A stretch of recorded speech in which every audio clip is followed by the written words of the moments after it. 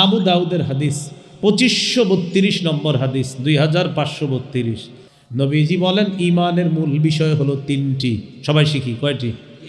আল Cafu Amman ক্বালা লা ইলাহা ইল্লাল্লাহ, যে ব্যক্তি বলে লা ইলাহা ইল্লাল্লাহ তাকে কথার কষ্ট দেওয়া যাবে না, কর্মের কষ্ট দেওয়া যাবে না।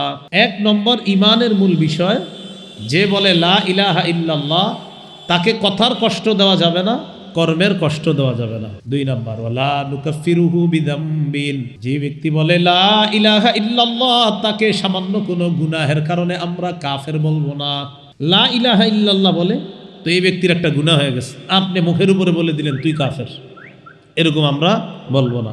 এটা বলবে কারা? উলামায়ে কেরাম, ফতোয়া বিভাগে গবেষণা করে তারা বলবে এই গুনাহে মানুষ কাফের হয় কিনা। আপনি মুখের উপরে কথায় কথায় কাফের মেরে দিয়েন না, এটা দুই নাম্বার। তিন নাম্বার, ওয়ালা নুখরিজুহু মিনাল ইসলামি বিআমাল, কোন মুসলমানের একটা আমল দেখলাম আর তাকে আমরা ইসলাম থেকে বের করে দিলাম, এমনটা করব না। একটা আমল দেখে বলে দিলাম আপনি ইসলাম থেকে বের হয়ে গেছেন, এমনটা আমরা বলবো না। তাহলে ঈমানের মূল বিষয় কয়টা প্রিয় ভাইয়ারা? তিনটা।